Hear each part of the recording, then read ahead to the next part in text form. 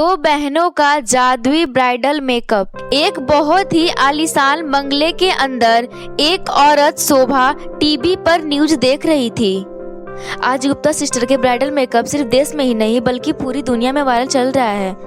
बड़े बड़े film star, बड़े बड़े बिजनेसमैन की लड़कियां गुप्ता सिस्टर ब्राइडल मेकअप करवाने के लिए तरस रहे हैं। अगर आप भी गुप्ता सिस्टर का ब्राइडल मेकअप कराना चाहते हैं तो नीचे दिए गए मेल पर कांटेक्ट कर सकते हैं। पर बहुत मुश्किल है शिवरात्रि के टाइम पर यह ब्राइडल मेकअप करवाना।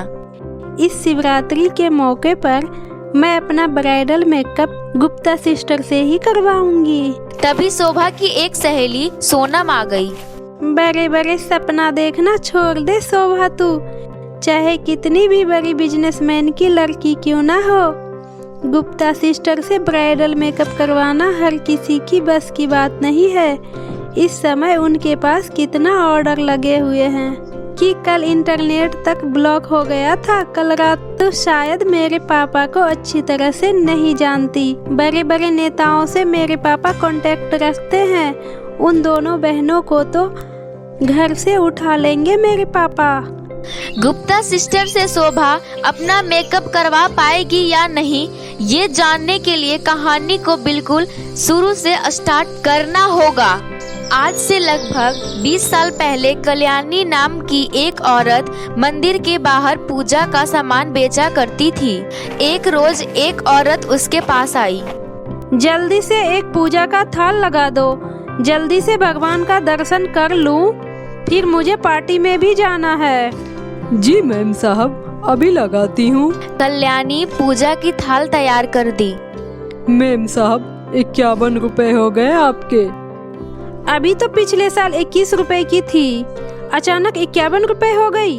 भगवान के नाम पर लूट रही हो तुम लोग। लो 21 रुपए लो, ये लो पकड़ो, वरना ये भी नहीं दूंगी। कल्याणी 21 रुपए चुपचाप ले ली। वो औरत सीढ़ियों से चढ़कर मंदिर में चली गई। तभी कल्याणी की नजर सामने खड़ी एक लग्जरी कार की तरफ गई। ये लोग बड़े बड़े गाड़ी में चलते हैं, फिर भी हम सब गरीबों का हक मांगना इन लोगों का जन्म से ही आदत है।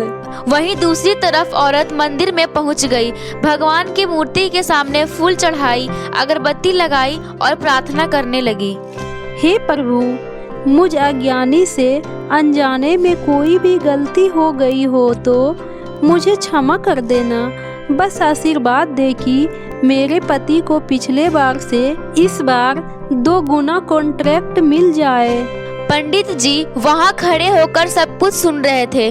प्रार्थना के बाद पंडित जी ने कहा, बहन जी, भगवान कभी अनजाने में हुई भूल की सजा किसी को नहीं देते। अगर तुम्हें अपनी गलती पता ही नहीं है तो किस बात की माफी मांग रही हो। जो गलतियां आपको याद होगी उस गलती को बोलकर भगवान के सामने प्रार्थना करोगी, वो तुम्हारे गलती माफ करेंगे।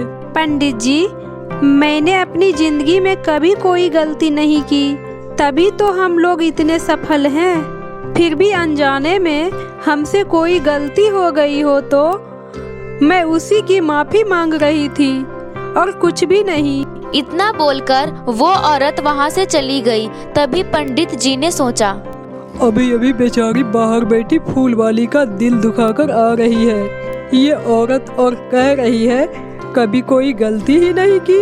ऐसे दिन भर में ये कितने गलतियां कर जाती होगी इन जैसी औरतें। खैर, दिन भर फूल माला बेचने के बाद कल्याणी अपनी झोपड़पट्टी में पहुंच गई। वहां उसकी 2 बेटी पूजा और पूनम मोमबत्ती जलाकर पढ़ाई कर रही थी। अरे पूजा पूनम, तुम दोनों पढ़ाई कर रही हो, लेकिन तुम दोनों तो स्कूल नहीं जाती हो। माँ, हम तीनों का एक दूसरे के अलावा कोई नहीं है, लेकिन हम चाहते हैं कि जब हम बड़े हो जाएं तब आपको कोई काम ना करने दे। हमारी भी जिंदगी सुख चैन से कटेगी। सिर्फ सुख चैन से नहीं, बल्कि हम दोनों एक दिन बहुत बड़ा नाम रोशन करना चाहते हैं आपका। जब आप फूल बेचने जाती हो तब हम पास के सरकारी स्कूल में खिड़कियों से झांककर पढ़ते हैं और फिर घर आकर पढ़ लेते हैं। ये किताबें हम कबाड़ के दुकान से खरीदे हैं 10 रुपए किलो के भाव में। उनकी बातें सुनकर कल्याणी को अपनी दोनों बेटियों पर बहुत गर्व हुआ, क्योंकि वो अभी बस 10 साल की थी। कैसी हो बहन, रहने में तकलीफ तो नहीं है?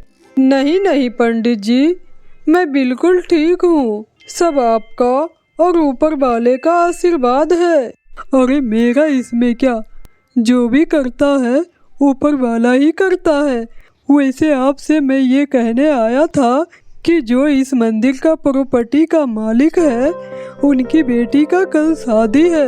आप अपने दोनों बेटियों के साथ आमंत्रित हैं। ठीक है पंडित जी, आपने कहा है तो हम जरूर आएंगे। अगले दिन कल्याणी दोनों बेटियों को साधारण से कपड़े पहनाकर शादी में पहुंच गई। बहुत खूबसूरत से फूल का गुलदस्ता बनाया था और अपने बेटियों से कहा, पूजा पूनम चल स्टेज पर चलते हैं और यह गुलदस्ता दूल्हा दुल्हन को दे देते हैं। देखो प्रेम साहब की बेटी कितनी सुंदर लग रही है दुल्हन की लिबाज में। हाँ माँ, इनका चेहरा तो बिल्कुल हीरोइन की तरह लग रहा है। पूजा, ये असली में नहीं दिखती। ये सब तो ब्राइडल मेकअप का कमाल है। कल हमने पढ़ा था ब्राइडल मेकअप के बारे में। खैर, कल्याणी अपने दोनों बेटियों के साथ स्टेज पर पहुंच गई और दुल्हन को फूलों का गुलदस्ता दे दिया। इन भिखारियों को स्टेज पर किसने आने दिया? सिक्योरिटी, इन्हें भगाओ यहाँ से। इनके लिए बाहर खाना लगा हुआ है। ये क्या कह रही हो बेटी, हम भिखारी नहीं हैं। जिस मंदिर के सामने मेरे पापा दान करते हैं, उसी मंदिर के बाहर तुम फूल बेचती हो ना। इससे ज्यादा तुम्हारी औकात ही क्या है? तभी वहाँ पंडित जी और दुल्हन के पिता पहुँच जाते हैं। तुम इनसे किस तरह की बात कर रही हो? इन्हें मैंने बुलाया है। रहने दीजिए भाई साहब, हमारी हालत कुछ ठीक नहीं है। लोग हमें अपने पास खड़ा ही नहीं करना चाहते हैं। पूनम, ये गुलदस्ता रखो और चलो यहाँ से। कल्याणी अपने दोनों बेटियों के साथ वहाँ से बिना कुछ खाए पिए वो वापस आ गई। लेकिन उस दिन के बाद पूजा और पूनम को शोभा के ऊपर बहुत गुस्सा आने लगा। मेरा तो मन कर रहा था उसके ऊपर पानी डालकर उसका पूरा मेकअप खराब कर दूं, ताकि उसकी असली सूरत लोगों के सामने आ जाए। अपने मेकअप की खूबसूरती में इतना घमंड एक दिन चूर चूर ना किया तो हमारा जिंदा रहना ही व्यर्थ है इस दुनिया में। अरे बेटा, छोटी सी उम्र में इतना गुस्सा अच्छी बात नहीं है। ये सब तो हमें झेलना ही पड़ेगा, क्योंकि हम बहुत गरीब हैं। तो इसी तरह से समय बीत रहा था और उसकी दोनों बेटियां जवान हो गई। अब उनकी दोनों बेटियां घर के बाहर फूलों का गुलदस्ता बनाकर भी बेचने लगी थी, जिससे उनकी कमाई उनकी थोड़ी बढ़ गई थी। अब दोनों बेटियां अपनी माँ के साथ मिलकर दुकान चलाती थी। एक रोज उनकी दुकान पर शिवानी नाम की लड़की आई, जो बहुत जल्दी में लग रही थी। अरे कल्याणी आंटी, जरा एक अच्छा सा गुलदस्ता देना तो। वो क्या है ना, मेरी सहेली की शादी है और मैं लेट हो गई। ये गुलदस्ता दे दूंगी तो वो खुश हो जाएगी। मुझे उसका मेकअप भी करने जाना है। शिवानी, मेकअप भी दूसरे से कराते हैं क्या? तुम किस दुनिया में जी रही हो? मेकअप तो बहुत बड़ा बिजनेस बन गया है। क्या आप हमें मेकअप कराना सिखा देंगी? अरे क्यों नहीं, आंटी ने मेरी बहुत मदद की है। मेरी माँ जैसी है। मैं ये काम खत्म करके फिर आती हूँ। शिवानी गुलदस्ता लेकर वहाँ से चली गई। पूजा और पूनम के पास मोबाइल भी था। बचपन में वो स्कूल में पढ़ाई की थी, अब मोबाइल पे भी पढ़ाई लिखाई करने लगी थी। कहने को तो वो दोनों अनपढ़ थी, लेकिन उन्हें सब कुछ आता था। इंटरनेट की पूरी दुनिया उन्होंने अच्छी तरह से पढ़ ली थी इतने ही कम उम्र में।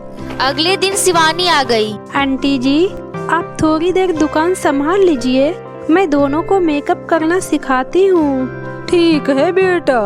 पूनम और पूजा को शिवानी अपने कमरे के अंदर ले गई। वहीं पर मेकअप करना सिखाने लगी। कुछ महीनों में ही दोनों को अच्छा मेकअप करना आ गया और उन्हें धीरे धीरे क्लाइंट भी मिलने लगे।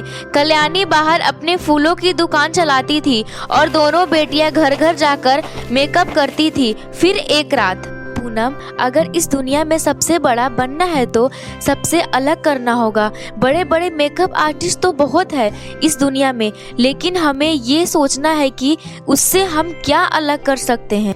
मैंने सोच लिया है, हम अलग अलग टाइप के ब्राइडल मेकअप सबको देंगे।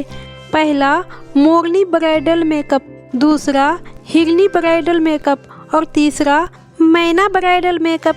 ऐसे ही बहुत सारे खूबसूरत खूबसूरत पक्षियों के नाम पर ढेर सारे ब्राइडल मेकअप हम लोग तैयार करेंगे। असल में कैसा होगा वो तो तुझे नाम से ही पता चल रहा होगा। जैसे मैं मोरनी वाले मेकअप में मोरनी वाले लुक देंगे। अरे वाह पूनम, क्या आइडिया है तेरे दिमाग में। ऐसा तो आज तक किसी ने सोचा भी नहीं होगा। ऐसा करते हैं, इस सभी टाइप के मेकअप के फाइल बना लेते हैं और इंटरनेट पर अपलोड कर देते हैं। मुझे वेबसाइट भी चलाना आता है और हम खुद की एप्लीकेशन भी बना लेते हैं। और इसके थ्रू मेकअप कराने की डेट पहले फिक्स करेंगे, उसके बाद उन्हें मेकअप मिलेगा। फिर क्या था, लगातार महीनों तक उन लोगों ने इंटरनेट पर मेहनत की, सारा एप्लीकेशन बनाकर तैयार कर ली, जिसका नाम रखा गुप्ता सिस्टर ब्राइडल मेकअप।